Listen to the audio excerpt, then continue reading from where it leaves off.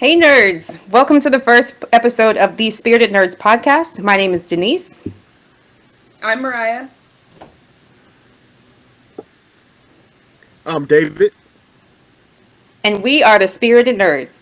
So grab a drink and join us for bi weekly shows covering all things nerd culture. Each episode, we'll be sipping on a special cocktail to honor that week's theme. This week's cocktail is called the Butterfly. Fitting, right? All you'll need is 1.5 ounces of lemon vodka, 1 ounce of blue curacao, 3 ounces of lemonade, 7 Up, and ice. As always, all of our cocktails can be made into mocktails or low-carb alternatives. Just follow us on Facebook or Instagram at The Spirited Nerds for the recipes. All right, so this week we're talking Peacemaker. Peacemaker's story really begins in the Suicide Squad, where he debatably does the right thing for mankind and kills Rick Flag, but then ends up getting shot and quote-unquote killed by Bloodsport. If you stayed after the credits, you'll know that Peacemaker is alive and this story begins. Peacemaker is released into the world only to be rounded up by his new crackpot team for the latest mission, Project Butterfly. We're races to a fault father, Augie, his team leader, and we'll get to that later, Clemson Mern, double agent, Amanda Waller's daughter, Leota Adebayo, badass Amelia Harcourt, and tech guy John Economos. The real star, of course, is favorite Eagly. So today we're going to be going through episodes 1 through 4. If you haven't seen any of them yet, or if you really don't want anything spoiled for you, probably best to go ahead and turn it off now because we're going to get pretty in depth with it. All right, so let's get into it. So, you all have strong feelings on the intro. I don't. Discuss. Yeah, no, I first watched it and I thought it was super weird and was not into it at all. But then I read that James Gunn was saying that with each episode it might change with how the series gets a little bit darker. So I heard that. I watched second and third, and then on the fourth one I rewatched it based on that information, and I kind of liked it more the fourth time around because I kind of got into the characters a little bit. I learned about him. I kind of had a connection with them. So I was like, oh, okay, this is actually kind of funny. I kind of like it. But then I watched the podcast that they're doing, and he said that they're actually, maybe it's not changing, but it's as the things get darker, as you watch it, it doesn't sit well anymore because it's so weird and odd. So it kind of, your feelings about the intro will change as the story gets a little bit darker and weirder. So we'll So you're see. saying there's going to be some, we're like, why is this copy great intro happening? And then Yeah. Okay. Yeah. Okay. When I saw really liked it. Oh, you go ahead. I'm sorry.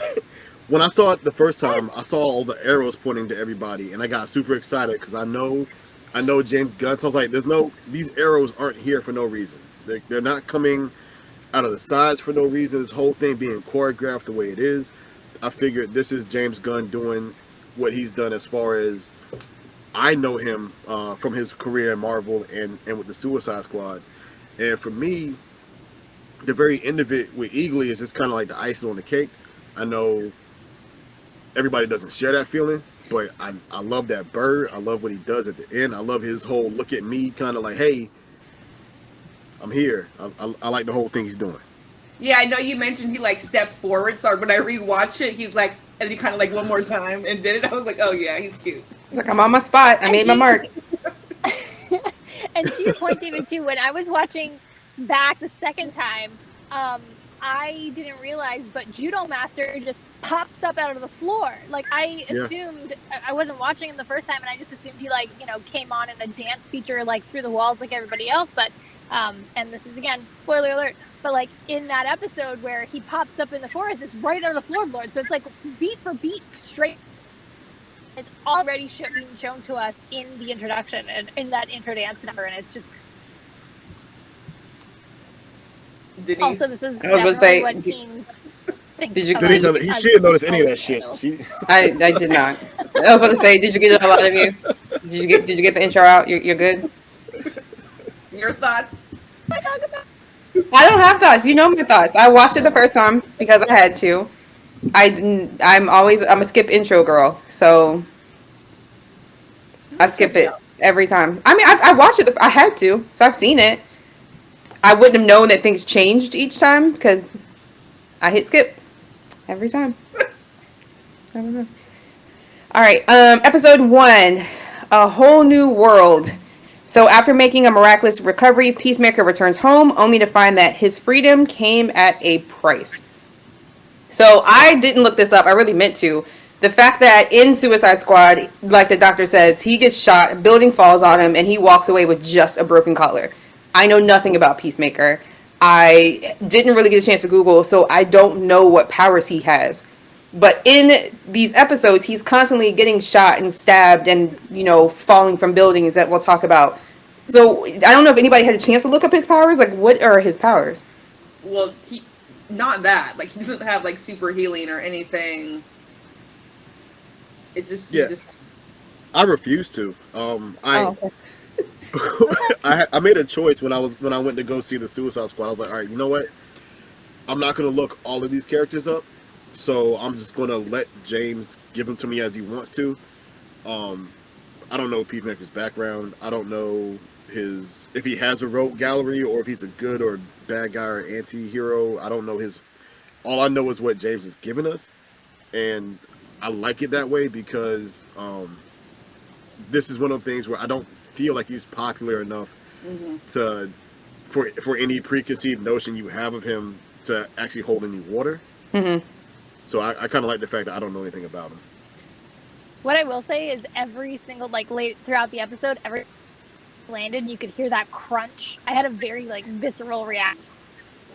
No! Oh, God, what's going on my collar? That was definitely episode 2, and I had that same thing. My thought was, I don't know who this stunt man is, but he's not making enough. He needs also the sound all of the money. Congratulations. You got Yeah. You did. You made me cringe. Yeah. I definitely got to a point where I had to cover my ears like I was a little kid. Ooh, Yeah. Couldn't watch it anymore. Also, I just want to really shout out the fact that my Canadian guy shows up in the very first scene there, the janitor. He is ubiquitous in Canadian television. And my husband makes fun of me because I can immediately call out B, C, D-list actors who are Canadian quickly in shows and be like, that's filmed in Canada. Well, Schitt's So Creek. I'm like, yeah, exactly. Definitely man named for himself. Ray in Schitt's Creek. This is definitely a Canada joint. And I looked it up and they're filming inside Vancouver. So I was like, I see you, Ray from Schitt's Creek. Not a So, Shauna, just because as a side, have you ever, because that made me think of this, have you ever heard of that game, Dead or Canadian? No. Tell me everything. Well, maybe not right now, but in the course of our day. Because when you said that, I was like, oh, I wouldn't have known. So I was like, oh, okay, he's Canadian. So I'm keeping that in my mind if I come across him in a Dead or Canadian game. Listening to extras, I will be able to pick up oh, that guy's Kingston. Here we go. It will be filmed outside of Kingston. I can identify Canadian just perfectly. That's my superpower. I'm going to ask a real stupid question. Kingston, Canada? Yes, Kingston, Ontario. Oh. Kingston, Jamaica. Okay. So, well, isn't there Kingston in England too? I don't know. I feel like Anywhere. I feel like I wasn't the Kingston, only there's one a that thought Kingston. Jamaica. Because I want to say, isn't that where Tom Holland from? I think he's from Kingston in England, but I could be lying. I could be I feel lying. like it'd be Literally Kensington. anywhere the British royal family has put their flag down and said, this is ours. Canada's one of those places. Oh yeah, because Kingstown. Okay. So yeah, episode 1, we meet him in as he's getting out of jail, going home, getting reestablished. We meet his father for the first time, who I have thoughts on. I think in episode no, actually it was this one. It was at the end of it, but when he was in there getting the helmets from his dad. Again, knowing nothing about this character, and I know that James Gunn wrote Augie for this actor. That racism, was not expecting it. The way it slid cleanly off of his tongue, and then I watch everything in closed captions too. So Yeah. hearing it and reading it, it was like, damn, double homicide. It just took me out, and the way he said it again, I was like, shit, ooh, ah, ooh, ooh. So I think it's actually it's pretty great seeing that, and then going to the actors his Twitter page, because I haven't seen really a lot of things he's in, and he's like, Christian dad, and everybody's like, are you okay playing that? It's such a dark part. Are you fine? He's like, yeah, it's acting. I'm fine. Like it's great. So everybody's running in to say how great of a person he is, and he's really a nice guy, because the whole world like sees him as a villain right now, and he's like, I don't know. They're like, it's not me. Yeah, he's That's just not like, me. I'm an actor. This is my job, and I feel comfortable with it. That's still got to be tough, though. It has to be. Yeah. But again, the way he said it, the look on his face. Whew. Yeah, he's convincing. Like, I have no warm and fuzzies toward that man at all. That character, he's like, None. I'm like, wow, you are just loathsome. Like, there's zero redeeming qualities about him. It's crazy. I felt it was a breath of fresh air to see somebody who's just racist and not trying to hide it behind anything or use any kind of weird side talk.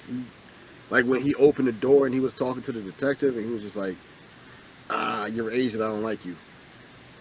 Give me that. Let me know from the bat, like off the jump, if that's what I'm dealing with, because I don't want to find out down the line that you hate me because of the color of my skin. Let me know from the get-go. So, But doesn't I that like say something with what's going on in the world right now, though? Since Trump's was elected, and the Proud Boys, and everyone's just so open and vocal about being racist or who they are. Like it's totally what is going on in the world right now. Like that is not as surprising or shocking that he is so open based on the current events of yeah. what's going on in Totally. the U.S. So And then you say, like, when we find out later on down the line, I guess he was a super villain fighting for his right to be that kind of racist. yeah. Did any of you go to Twitter and look up and see if Pepe the Frog 89 was a real account, like I did? I did not. Is it? It is a real account. I don't think they have made any tweets or anything. And they've been an account since October, so I don't know if it's one that they made up for the show or. Oh, that's probably them. Yeah. I hope they did. Well, And I hope I they hope start so. tweeting Like- from it. Like Aquaman in Ted fucks fist. Lasso, like in Ted Lasso, there's like Yeah. a joke about there being a whole Twitter account dedicated to Ted Lasso's mustache, and there's a literal, like, they drew that from real life and like wrote it into the show in real time. Yeah, So good. I haven't seen that show. I gotta watch that I one. hope they're not giving a platform to Peppy the Frog 89 though. I don't think so. I am sure we're gonna move on pretty soon, but like, can I just really call out a Yeah. couple of this episode? Of course. Number Yeah. one, I loved the actual literal use of gaslighting in the episode where he's like, do you hear that thumping? And she's like, no, what thumping? And it's like, that's like the origin of the whole phrase is like worked into that episode, and I thought that was brilliant. And also the scene where he's like dancing in the room afterwards. Phone, like, I know Yeah. my husband didn't understand that is a very widely understood vibrator in the female community. Like, and very like cozied up to. So I just thought that was hilarious, and I feel like a lot of the audience probably, I sure did. Yeah, Yeah. It's not a back massager. It's No, With and that husband definitely thought it was. He was just like, oh, that's a massager, right? And I was like, it is, but not for where you think it is. Yeah. not really. Not, Oh yeah, not the way that was you definitely a think scene it is. I enjoyed. The John Cena dancing around his underwear. My I was gonna husband say- not so much impressed, but I was all for it. One of my favorite parts was also, I guess, in that block of time. I like to think that they sat in that writer's room for a long time trying to think of what he was going to yell when he came, and freedom was just kind of a head nod between everybody. Did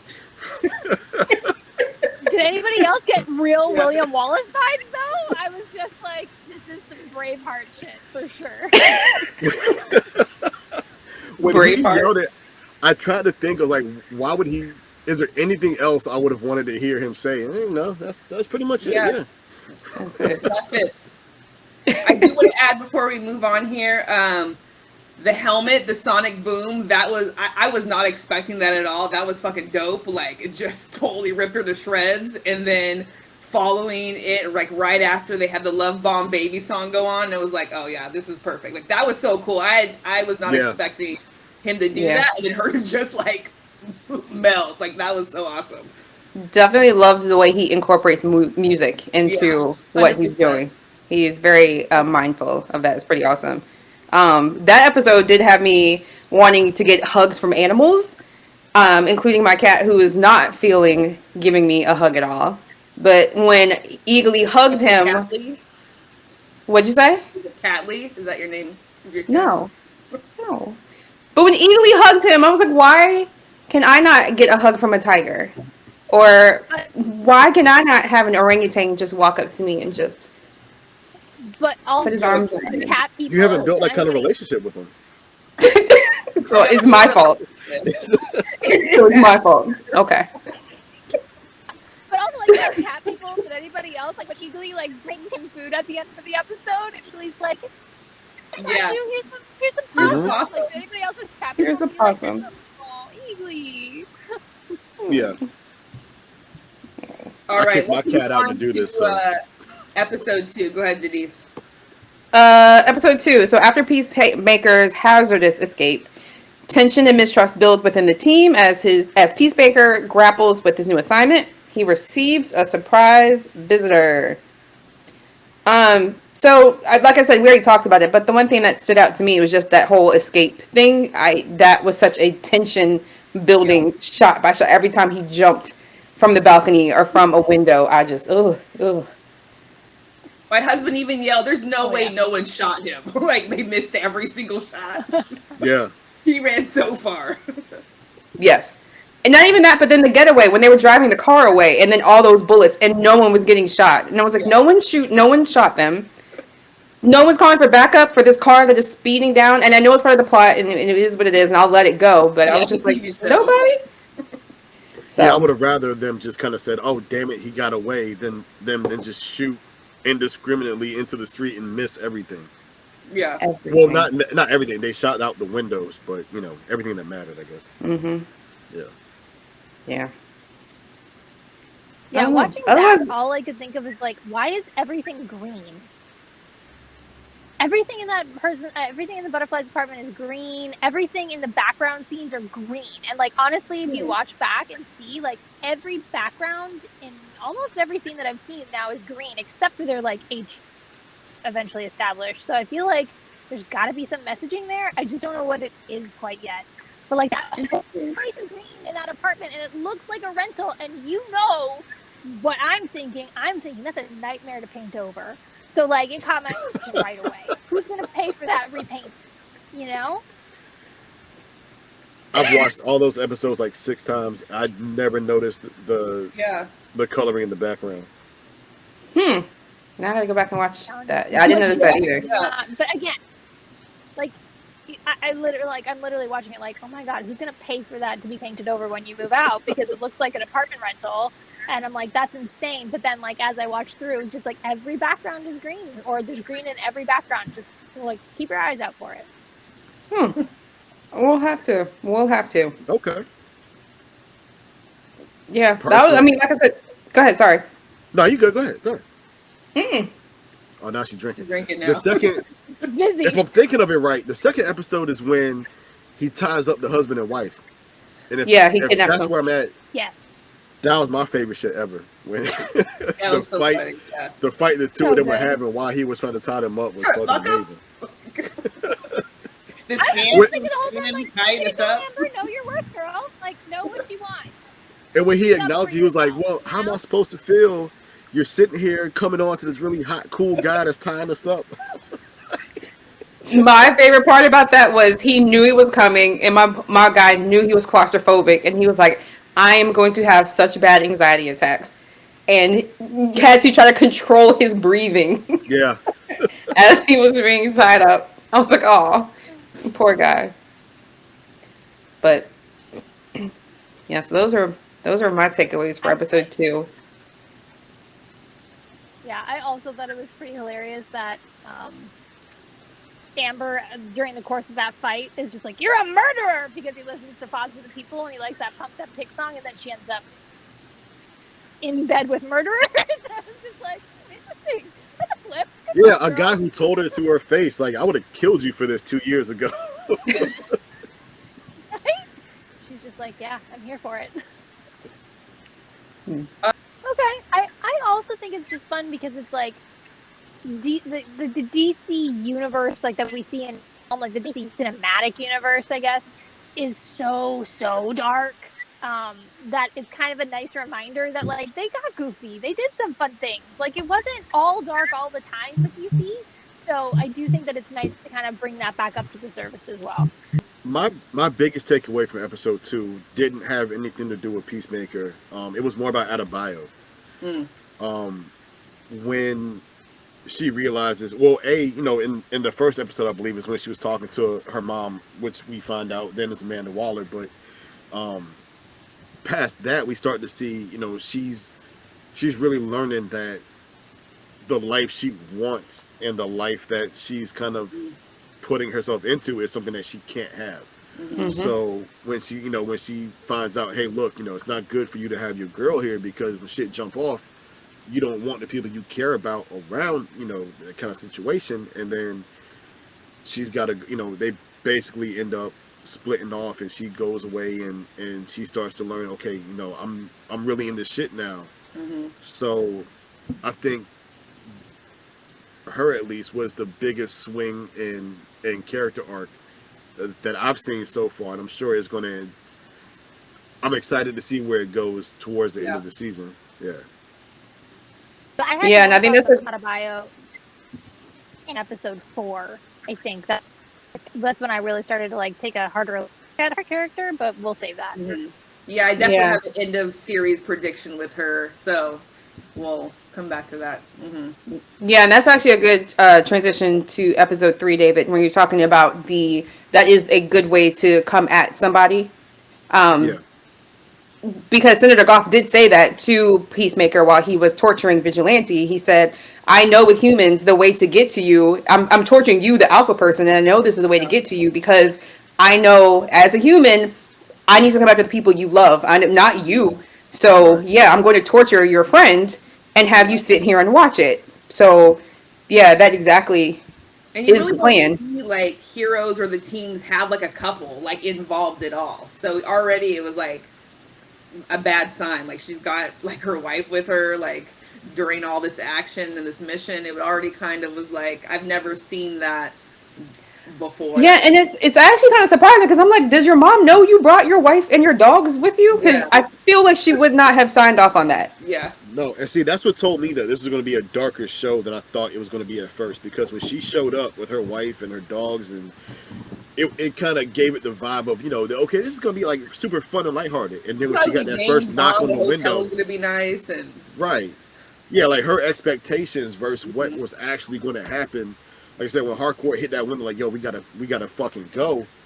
And then she was like, yo, look, you gonna get them killed. And I think that was the start of her kind of realizing, okay, you know what, this ain't fun. I'm in the shit now. So all that training I've gotten, it's time to apply it. So Yeah. I think she's gonna take a turn when we get more towards the end.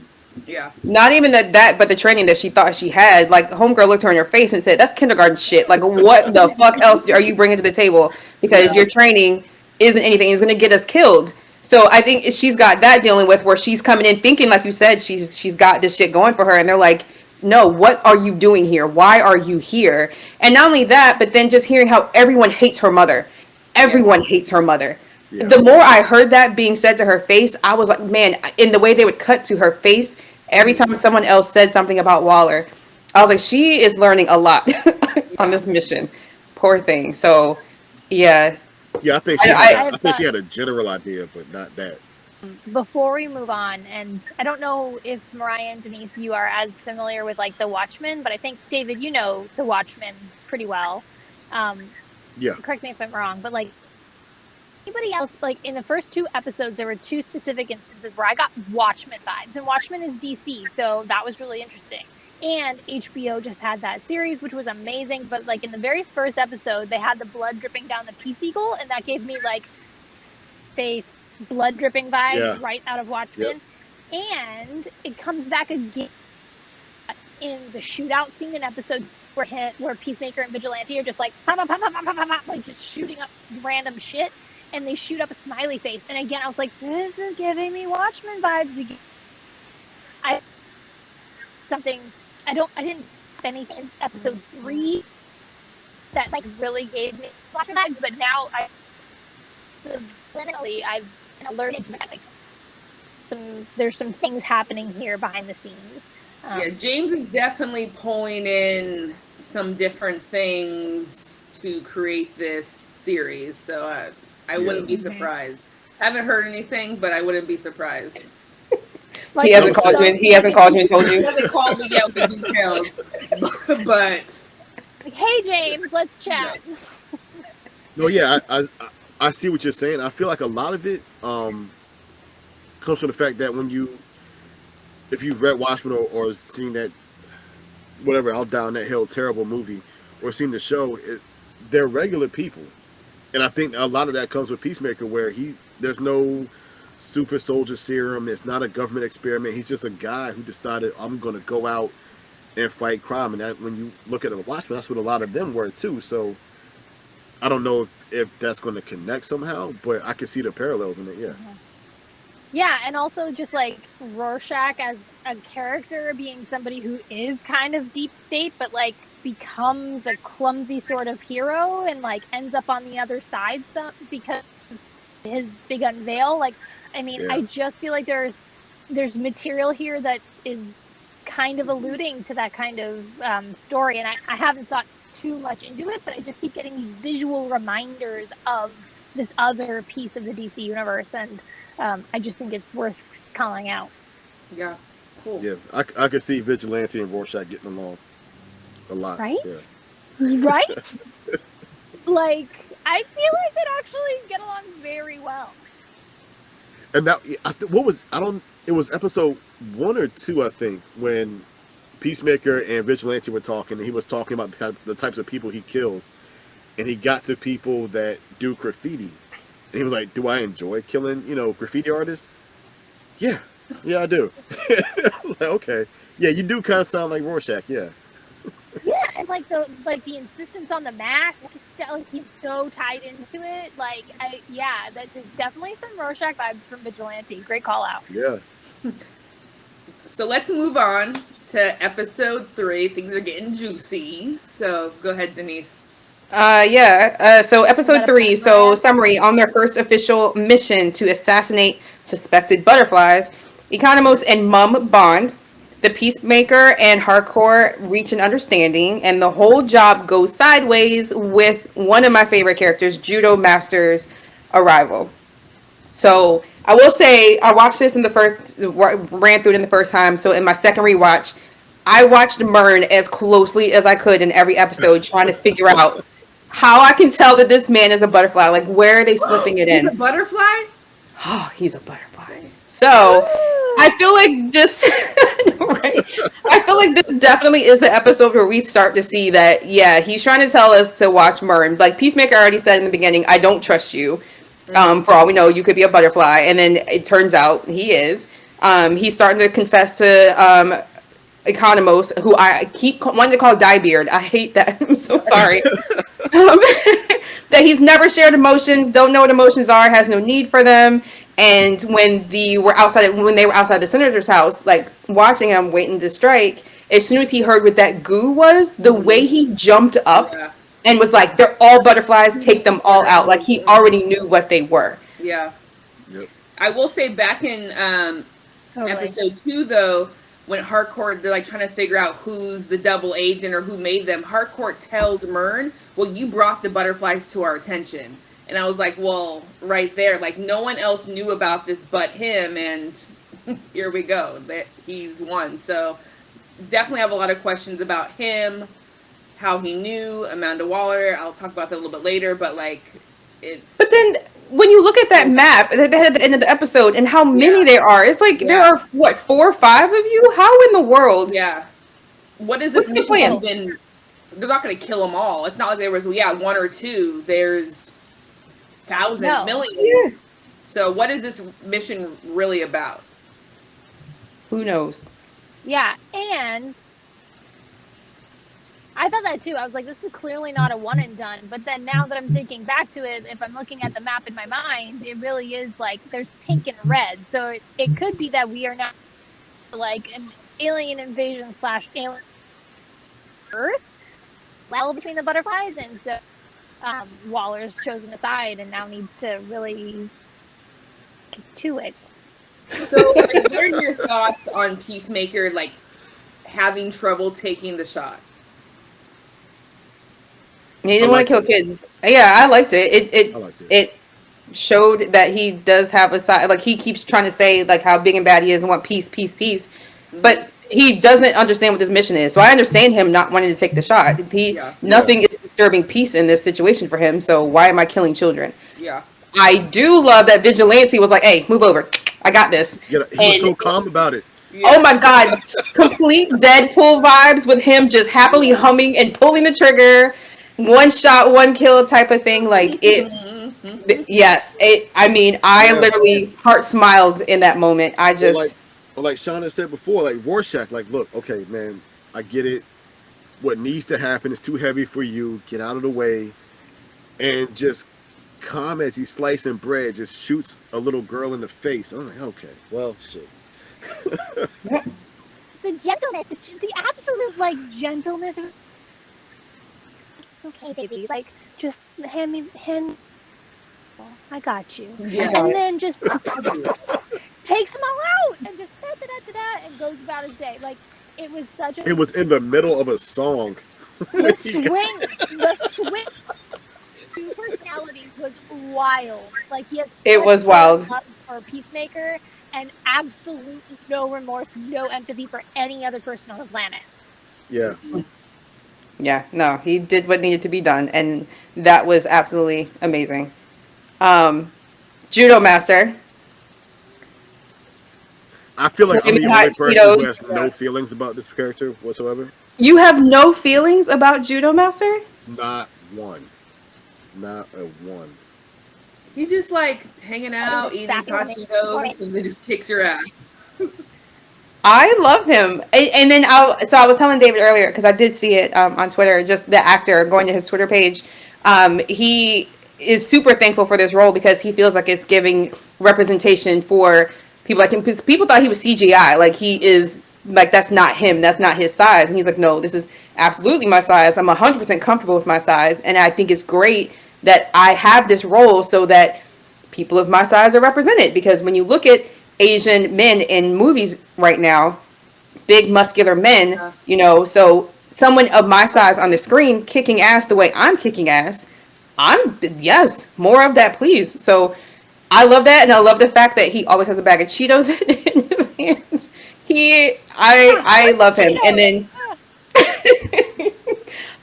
then James said that he actually, I think they wrote a bigger part for him because the more he was in the show, the more they loved his character. So they wrote him into the show more. So we're definitely going to see more of him, David.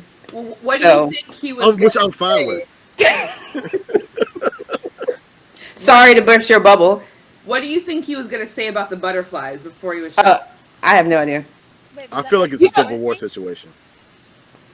You think it's a Civil War situation? Yeah. I feel like there are, I mean, just like people, I feel like there are butterflies that came here initially to do the wrong thing, and there were other ones that came to do the right thing. And the right thing, I feel like maybe aren't the ones that found Waller. Because Judo Master seems very dedicated to what he's doing, and he also felt like it was necessary in the middle of a fight to explain why they're there. and he got plugged in the chest by Amanda Waller's daughter. So I feel like, and she knows what's going on. She knows the entire picture because Waller told her that. She was like, "Hey, look, don't forget the big picture. Don't forget why I put you there."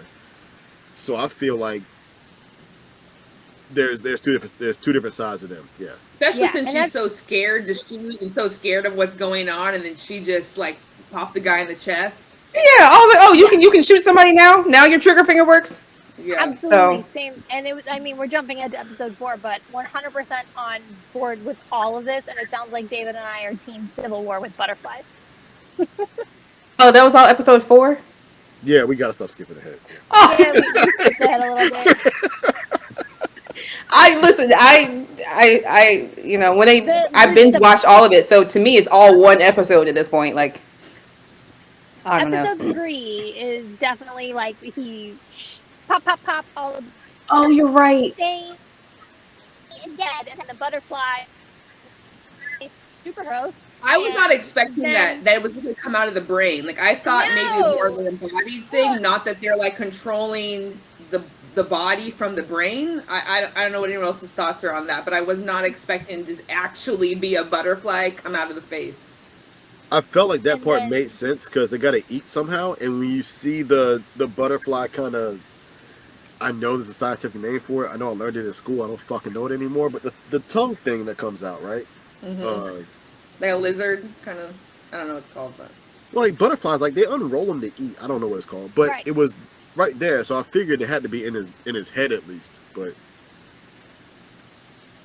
I'm coming into the series with no thoughts. Marvel has completely fried my brain when it comes to trying to figure out things and piece things together. So I am taking this show for what it is and as it comes to me. So I had no thoughts about that butterfly being in his head. I thought that was pretty cool. So I don't know. I guess proboscis. Sorry, a butterfly's tongue is called a proboscis. Proboscis. Proboscis. Yeah. Learn something new every day. The more you know. Well, with that, let's just. But wait, no, because still I have something on episode 3. One more thing. Okay. Did anyone notice that after Mern blew the door up, like he blew himself up on purpose? Yeah, it was fine. Yeah. Don't take that from me. I'm sorry. No, what? I did it until before to make sure. Oh yeah, he's gonna get made. Like, shut up. He went down there. The guy would be like, "I know." I didn't catch that the first time. I know that you know that we're both. I didn't catch it the first time. I was so excited. I was like, "Oh, he did it on purpose. He didn't want to get made. He knew it." So. Are we gonna blow right by Wookiees having teeth in their butt? Doing what? Are we gonna blow right by Wookiees having teeth in their butt? Yeah, what are we talking about? We're trying to figure out if that's actually real or if that's just another thing he found on the internet. Yeah, I googled it. I couldn't find anything. So I have to imagine that's just one of the things that's making up canon now. Okay. Right. All right. So episode 4. I've been waiting to talk about episode 4. Yeah, I don't have a summary for episode 4. Episode 4. Fine. Yeah, it is what it is. So you already spoiled down to episode 4 because you just can't talk about the rest of the episodes without. A lot happened in 4. Like if they were gonna have a mid-season finale, this was it. You know. Thankfully, we're not hanging. Thankfully, with Peacemaker. Yeah. So one of the big things that come out of episode 4 is when Peacemaker comes back into his dad's house, and the news is running, and you hear Charlie the silverback gorilla has escaped from the zoo, which we know that's not just a random, that's in there for a reason. Yeah. There are 2 theories right now as to who this gorilla is. One gorilla I know and have heard of, and people think, maybe it is, maybe it's not Gorilla Zod. Grodd. Did not mean Gorilla Zod. Jesus. I'm sorry, nerds. I know what I meant. I did not mean that. I'm sorry. I can't think of who the second one was that people think it is. David, do you know? Nope, but it's probably him. I don't know. But knowing James Gunn, it's probably so. He's not going to make it as obvious as Gorilla Grodd? Yeah, it's like Gorilla 15 people know about, and they're going to get super excited, and then the rest of us are going to have to fucking Google it. Probably. Noted. Probably, but do you think like a butterfly is going to take over this gorilla? I think it did. I think it already has, and that's why the gorilla escaped. I don't think it was like Okay, it was stolen. I think he so let me just left. get into it. So, if you guys remember, back in episode 1, they did a close up of a caterpillar on a branch before they went into the butterfly's home where John Cena was fucking the girl. Yeah. So, I think it's Mr. Mind. And if you know about Mr. Mind, at the end of Shazam, they showed Mr. Mind talking about like taking over the multiverses, and James Gunn is quoted saying that one of the characters from the show would make another appearance in an upcoming DC film. And with the butterflies, the caterpillar reference, I think that Mr. Mind is going to be tied in to all of this. So now I got to Okay. go back and watch Shazam. I So am you don't willing have to watch to. Shazam. You just gotta watch the after credit scene. Yeah, no. I was gonna say I believe you hook, line, and sinker because I refuse to watch Shazam again. No, after credit scene. Just Google the after credit scene. It's all you gotta see. But Okay. the butterflies, then that close up of the caterpillar. When I first saw it, I thought it was weird. But then after watching episode 4 and then rewatching 1, I was like, okay, this kind of makes sense. So my prediction is that Mr. Mind is behind all this. So we'll see. Okay. Okay, I'm on board. I'm That ready. sounds good. The Vegas money on Mr. Mind. Okay. Yeah. I don't know who that is, but like you said, I'll be hitting Google I'm up. about to say I don't, but that seems right up James' alley. So I would take it. Yeah. Okay. One Yeah. of 4 of us know who is James Gunn is going to pull from the archives.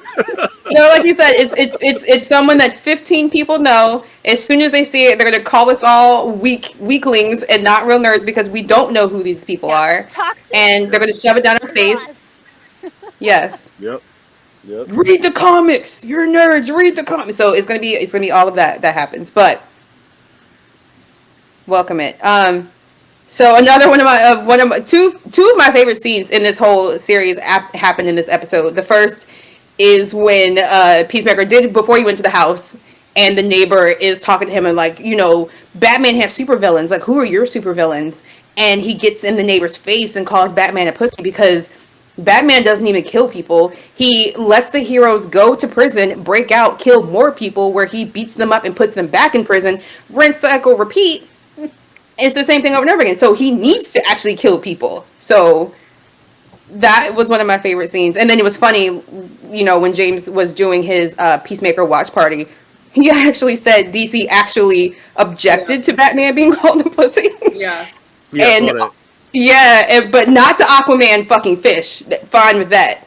Batman is not a pussy. But when he said, no, I really want this in, they obviously let it happen. So there seems to be a lot of opinions on if Batman kills and should he kill and why doesn't he kill. And Well, in this Another- timeline, he doesn't, based on what Peacemaker's saying. So And honestly, like, good for DC for, like, giving up the reins a little bit. Like, Yeah. let him say the things. Like, DC has not really wowed fans, I think, in the cinematic sphere. So I think that Yeah. giving this type of debate, like, dropping names and calling out their shit, it's time for DC fans to be able to, for DC to let fans have dialogue in the public space. By which I mean on Yep. screen. Yeah. I think that as tight as they hold the reins on all of their movies, and as much as all of their movies have failed, I feel like hopefully they see getting James Gunn to come over and do that stuff. And I don't say that I see the issues he had with Marvel as a good thing, but I feel like that's part of the reason he was able to kind of jump ship from Marvel, go to DC, because Marvel basically let him go over those tweets that resurfaced. But him showing them like, hey, look, we can have this kind of freedom and we can trust the fans. It like, you don't need the big names. You don't need Batman and Superman all the time. Just give them something that they can relate to. Give them something cool, and fuck it, give them something to discover. Because if there's one thing that nerds love more than what they know, it's what they don't know. It's that deep dive into shit. So give it to them, and let him figure it out. And I think that he's done a really good job with that. And like you said before, Mr. Mind, I don't know what the fuck that is. I'm gonna look it up after this. Again, I'm not watching Shazam again, but I will Google Ask for it. credit too. That's all you do. That's all you do. Yeah, like you said, finding things out. Like, who among us has not seen a new Marvel trailer come out and paused it and watched it frame by frame? What does Right. that say in his eyeball? Like, what reflection am I looking at? What does that mean? Like that the Batman trailer, trying to decode the Riddler's message?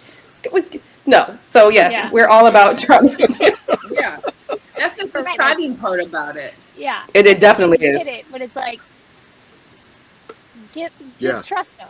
Like you don't have to treat us like we're precious. You don't have to treat your IPs like they're precious. Like it's the fans. They Yeah. are going to you might split them, but you're going to have camps on either side.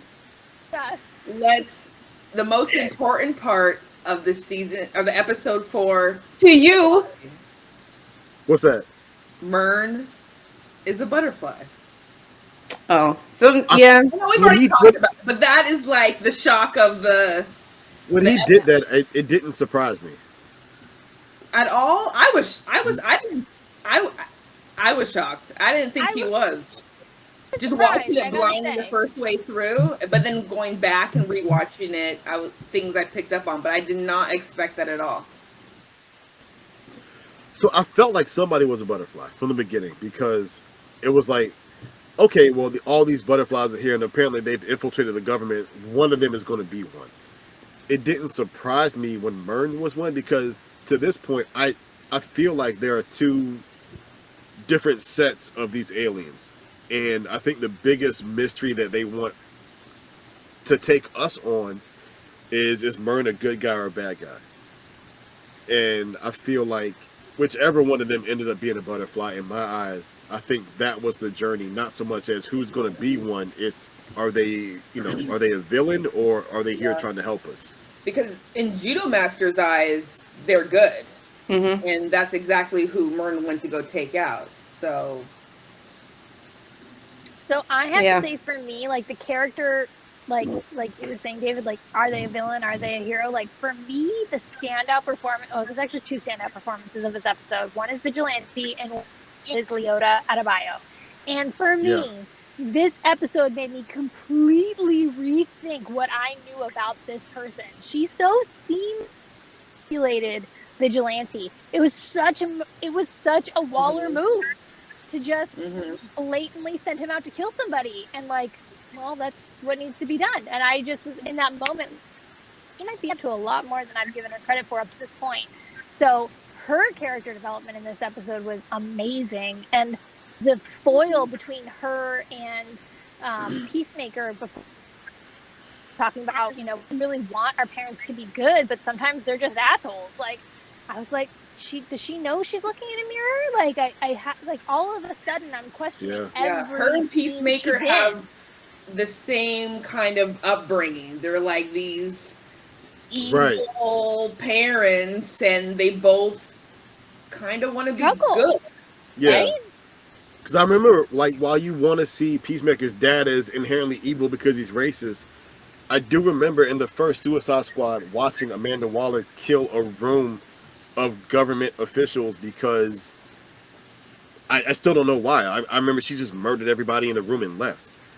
And so to hear that stuff, to hear everybody say that stuff about her mom and to kind of get her to internalize that, but then also work it to her advantage almost seamlessly was scary to me. Because Yeah, she took that turn really quick. I hate that it happened to Vigilante. Like you can tell he just wants to love and latch on and just have a friend so bad, and she knew it, and she took advantage of him. And I hate that she took advantage of him the way she did. And it did not take much. It And did I not. know that Vigilante. Go ahead, sorry, David. No, I was just saying, like, it didn't take a lot for him to go in there and do that. And while I say, I wish I had a friend like that, I know I do. Denise knows him, but Mike would do something like that for me, and I love him to death for it. But to see him just say, okay, you know what, my friend needs me, so here's what I'm gonna do. I'm gonna go to jail real quick, kill his dad, bing, bang, boom, I'm done, and then I'm out. She did. I mean, to where she says I convinced him to do it. I think she didn't have to do as much as she thought she Mhm. did. Mm-hmm. It really made me question everything to this point. Like, is she who she's like? At this point, like, you just believe wholeheartedly that she really is just in over her head and she's just a good person. But now I'm looking back and I'm Yeah. like, what? She knows a lot, and if she Yeah. can manipulate him so Yeah. easily, and I was hook, line, and sinker into it, like, what's been going on? Like, she's playing it. Like, Danielle Brooks is outstanding in this whole series. Yeah. Like, she plays it kind of bumbly, but like we talked about it earlier too. Like, all of a sudden, she's afraid to pull a trigger until Judo Master is about to make the big reveal, and Yeah. left the chest like it was nothing. Mm-hmm. And she Yeah. looks shook, but like Yeah. she can act, and I know that now. So happening, Mm-hmm. I was like, did she not mean to kill him? Because she's clearly like an ace at this like kind of combat training. She knows exactly what she was Yeah. doing. If she Yeah. missed his purpose, so like what's going Yeah. on? Like she's a great shot. So now, Yeah. I mean, call it what it is, because they weren't actively fighting. I mean, they were just talking Right. at that point. Yeah. Yeah. Yeah. yeah, I it will was crazy.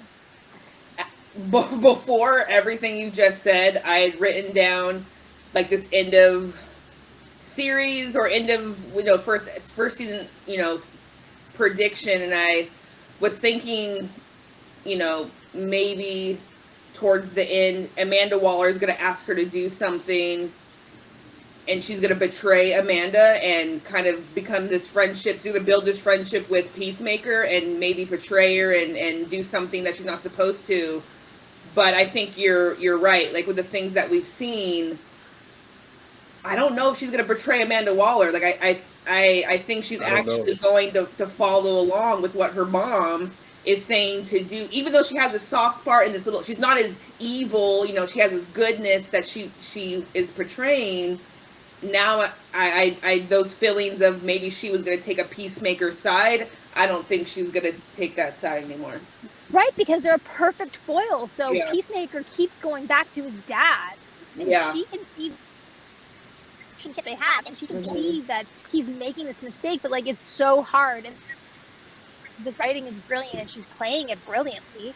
Like, it's such a hard thing, to tell people when you're and call people out and say these are the mistakes, Yeah. and you're around and actually take that hard look at yourself and Mm-hmm. like practice like you preach. How much people don't want to betray their parents, and these both characters, their parents have played a huge influence on their lives and where they're at. So at the end, it's like, are you going to betray them or are you not? Yeah. And Myrn has to know that. Myrn is the one that was like pushing her toward like, and so as I'm kind of talking and I'm working through this, like he clearly knows that they have this connection about these relationships that they have. So maybe Myrn is kind of pushing her to take that mirror and kind of look back and see like what's going on with Waller. So it's very possible that Myrn has the suspicion and he's trying to get on her own behavior and relationship to maybe guide her back to this crackpot team. Because Waller, I mean, obviously has to know that Myrn is a butterfly. I mean, That's what I'm figuring, yeah. that I think she knows. The big picture, that she knows everything, and maybe she hasn't told Leota everything, but she's told her enough to get her by. Well, definitely, because it's not like White Dragon told everything. You gotta know he's holding some shit out. Like, oh, it's the deep state. Like, no, buddy. Nope. White Dragon. I still can't believe that. That costume is fucking terrifying, by the way. Yeah. That And he's going to put it on by the end of this season. So absolutely. we're going to but it's got some holes in the armor. Squeeze right into that thing. They made it really, really clear that there are some weak spots in it. So yeah. Also, as a moment of levity, like deep dive, like I did say earlier that like Vigilante's performance was really impressive. He is stars for me. I don't know anything about this actor coming in, but like I know Danielle Brooks from Orange is the New Black, so I know she's great at what she does. But this guy, every scene, he's a scene stealer. And when they're in the prison and all of a sudden he takes down a whole fucking room, like I knew he's like Like, I didn't know he was like actually skilled at what he was doing. Exactly. Not before educating the table of Nazis about all of the accomplishments that Black people have made. I hollered and I rewound it and I listened to it again. And then I don't know how anybody else feels about this, but I don't know, this is kind of nitpicky, but I actually love that he said Black people, because sometimes those African Americans, I'm like, ugh, no, Or just the blacks. Black. Yeah. Or the Blacks, yes. Yeah. When he said, no, Black people, I said, yes. Let's go. Loved it. And I really thought that he was goading them to get his ass kicked, because I was like, he can't have the skills to hold this up. And then he not only schooled them in, Black beat their history, Yeah. then he kicked their asses. Yeah. Kicked their ass after he schooled them. To the point where Augie was begging to talk to the director or the detective, which I didn't expect. That actually did shock me that he was, I knew her name for such a racist. He's like, I know her name. I need that person. And you're like, oh, now you know. Okay. now you know her. Just hearing. Okay, cool. Yeah. I really have no. Yeah. So, Sean, I don't know if this is one of your favorites too, but with Vigilante, when he came out into the car with Hardcore and sat there and was just like, I messed up, and just started crying. I almost cried with him. I just wanted to hug him. I was like, where is Eagly? He needs an I eagle felt hug so right bad now. for him. Yeah. Yes. Yep. And again, that is where I was angry with Leota in that moment, because I was like, you knew what you were doing sending him in. You set him up for that, and he mentally is not. He cannot take that on. That actually upset me, with seeing him that I upset. thought he was a good guy. Like, yeah, he's a murderer. He killed me, but he's a good guy. I like him. Like, he's kind of like an anti-hero role to me. Yeah. In my moment, I was actually a little bit afraid, because in that moment, what I got was like a little bit of like, he's opening up, and you saw that like actual empathy on Hardcore's face, but like that's not her thing. So in that moment, I was like, I really hope that you don't sleep with Vigilante to like create space between you and Peacemaker, because that's coming into like play. And like at this point, like Myrn is out there being like, you fucked up and you fucked up and you fucked up, and Hardcore's like, what the fuck did I do? I'm doing my job, but like this really fucked over Peacemaker, whereas Economist put his dad in jail, and now Yoda actually sent Vigilante in there to kill his dad. Like this would be how she personally attacked buffing him by sleeping with his best friend. And so for me, I was just like, please girl, don't. Like, I know you've had a beer, not enough that you can't drive. I didn't think it was heading. No, I didn't think it was heading that road. I just thought she was going to be there. Yeah, I felt empathy, but I didn't think she was horny. I think she might. I mean, she definitely knows that Vigilante's more of a badass than Peacemaker, because like he just got right in there and did his job. That was one of the hands down best scene. Great scene. Another Myrn. One of my favorite Myrn scenes in this episode was when he got off the phone with Peacemaker and he's trying to tell him not to go into jail. The directing of James Gunn was just amazing in this point, where you could see Myrn staring at Economos, and Economos looks up and he's like, me? And the way that he keeps a distance between them instead of like zooming in on everybody, you can see point of view from Economos, Myrn, fuck you, mouthing fuck you to him. And then from Myrn's point of view, you can see Economos like, what did I do? And Hardcore kind of whispering, it's probably because you sent it. It was like that whole thing from their point of view. That scene was, I have goosebumps just thinking about it right now. It made me laugh so bad. It was one of my favorite scenes. I was gonna say, I'm sure everybody else watched it with closed captions on too, but that part where Myrn just kind of mouths "fuck you" to him. Yes. You see it come up on the closed captions, but you can't hear it. I fucking loved it. Yeah. That's like the directing in that scene. That was an amazing scene that he did it in that way. It's pretty cool. All right, so episodes 1 through 4. Anybody have a favorite? 4, hands down. For me, it's episode 4. Yeah. Yeah. Oh, favorite episode. 3. My favorite episode was 3. And then it's funny that episode 4 is my favorite, because even going to the Disney Plus Marvel TV shows, episode 4 has been that pivotal episode where everything happened. Episode 3, when they finally see the butterfly crawl out the motherfucker's face and it comes up in the air, and everybody's kind of looking at it like, oh shit, because like up until this point, he doesn't know what he's even fucking doing. He doesn't know why he's killing these people. He doesn't know why he's in this situation.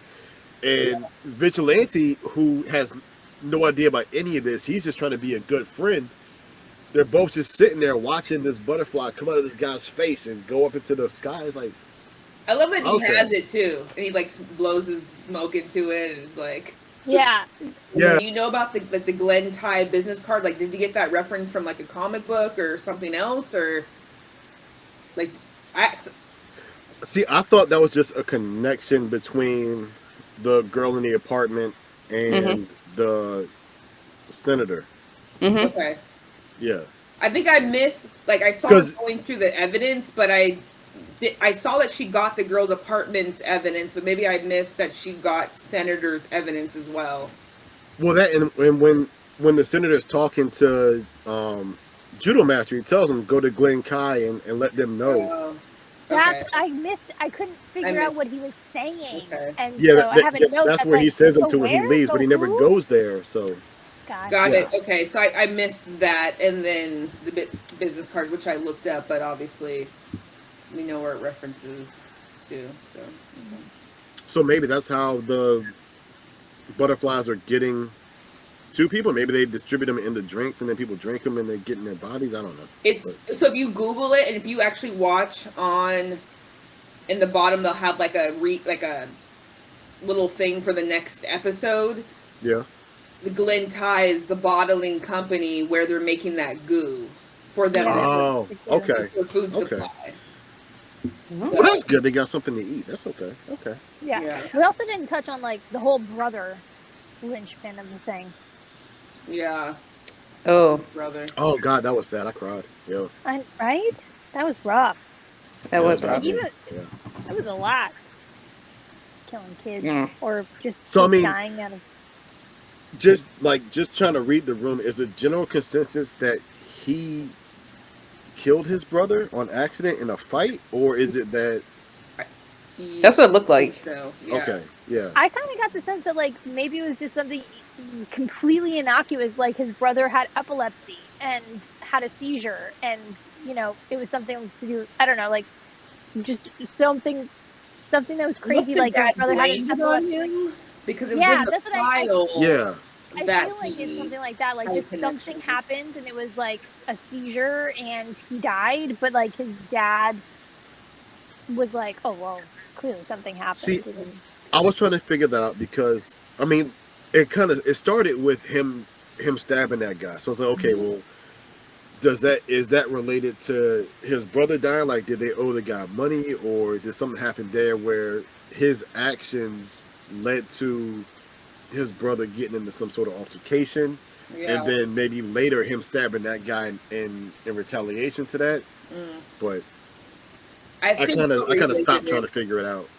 I think we'll see more about that story at some point. Yeah. Mhm. Yeah.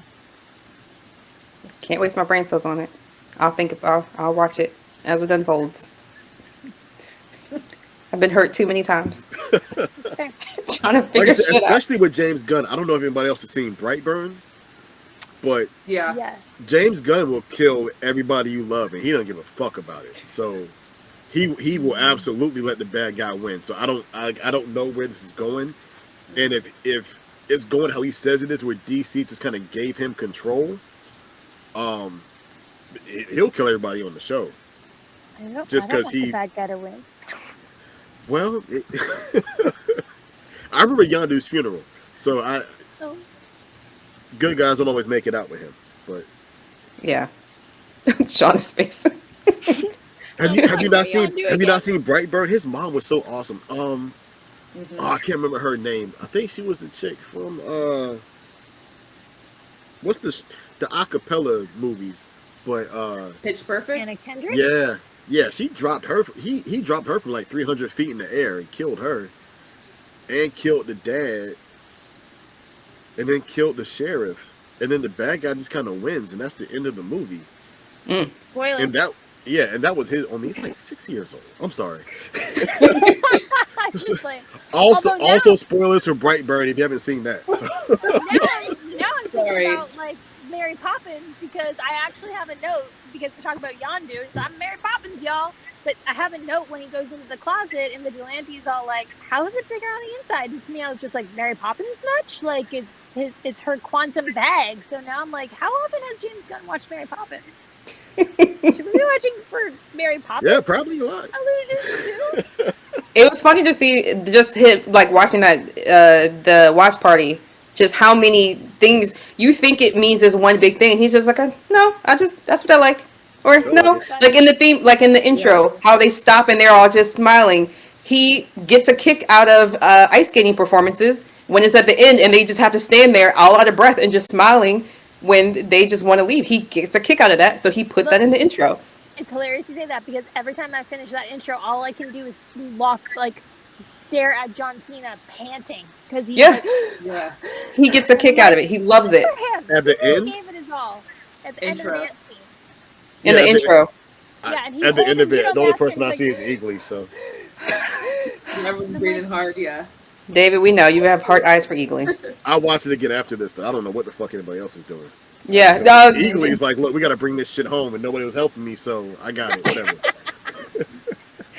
no. Apparently, everybody else is out of breath trying to make it, and he gets a kick out of it every time. He loves it, and the whole Berenstain Bears thing was just to a callback to the day he found out that he'd been saying that name wrong his entire life, like the rest of us. Yeah, And I was wondering if they were gonna do like something else with the Mandela effect, or like that was like they're gonna bring that up again somewhere else in the series. nope, Yoda no significance. actuallying everybody throughout. Just a callback to the day he found out he was saying their name wrong. That's all it was. So it's like that's why I'm like I'm not trying to figure him out. I'm gonna let him do what he do. I'm just here for the ride. Yeah. Well, we got to go back into the world as adults. An adult for the week. Anything, anything you guys are excited about that's like keeping you up and ready and wanting to wake up in the mornings? That's a I'll high say- bar, Denise. What God, that's a high bar. I will say I have been waking up at 4 a.m. on the weekends religiously to try to get my level up for Destiny 2 because next month I guess you call it an expansion, the new DLC drops Witch Queen, and then a couple weeks after that the world's first raid is going to happen, so I'm super excited about that. Yep, that's my thing. Yeah. Cool. Shauna, I know I gave you a high bar. I'm sorry, but What gets me out of bed in the morning? Coffee, Denise. That's where I'm at right now. or like, is there anything that you're watching that you're like excited about other than Peacemaker? Like anything else that you're into right now? Not necessarily watching, but I'm excited to start watching the Big Mouth spinoff, Human Sources, because I just love all those characters. That series is so great. And I was also very excited to see in the news lately that Mary Elizabeth Winstead, or Winstead, I don't know how to say it, has been cast for Ahsoka. But I think that's also great because, like, in real life, she has a baby with Ewan McGregor, who is Obi-Wan. So I kind of just think that it's just this, like, super cute little universe romance happening behind the scenes, too. So good for her. And also, like, I loved her since Scott Pilgrim. Go you. Go, girl. I woke up this morning and got my Demon Slayer fix, and it ended on such a cliffhanger. And I now have to go to the gym every day and eat vitamins, so I make it to next Sunday to figure out if they are going to kill this upper six or not. And it's gonna be a long week. And then in a few short hours, I've got the next episode of Righteous Gemstones. So That's a given. Those are- Oh, of course. I'm on episode 3 of Demon Slayer, so whenever I figure out what you were just talking about, of the first arc. you the one you just told me to start watching it like 2 days ago, so I was like, okay, I'm gonna start. I'm like 3 episodes in, but I'm still focusing on Ozark too, so I don't know. Oh my gosh, no, you're not going to regret it. It's such a good show. And you know what's funny is watching that show, again, it's a thing with me where I'm not a fan of like the main characters so much. Like even with Peacemaker, I love the side characters. Same thing with Demon Slayer. I love the side characters, and there have been times where I actually get feelings for the demons. So such a great show. Oh my god, I'm so excited. But yeah, today's episode ended on a cliffhanger, and I can't. And the choreography and the fighting. Oh my god, I literally was screaming watching it. Hands on my head, just excited, like can't wait. Cannot wait for next Sunday. 30 minutes Okay. felt like 5, and it's just not fair. So, Oh my god. I don't know. I'm way too tired for that level of passion and excitement. Mariah, you got anything you're that passionate about, or? Right now, I mean, the only two things that I really finished before this was Succession and The Witcher. So, I mean, gotta wait a year. All right, so that ends our discussion for Peacemaker episodes 1 through 4. Mariah, can you tell our fellow nerds where they can find us again on social media? All you have to do is follow us on Facebook, follow us on Instagram and TikTok at The Spirited Nerds. You get all the updates of what we're doing, some behind the scenes, the cocktails in advance, all the good stuff there. So make sure that you're following us on Facebook, Instagram, TikTok at The Spirited Nerds. All right, thanks. See y'all next time.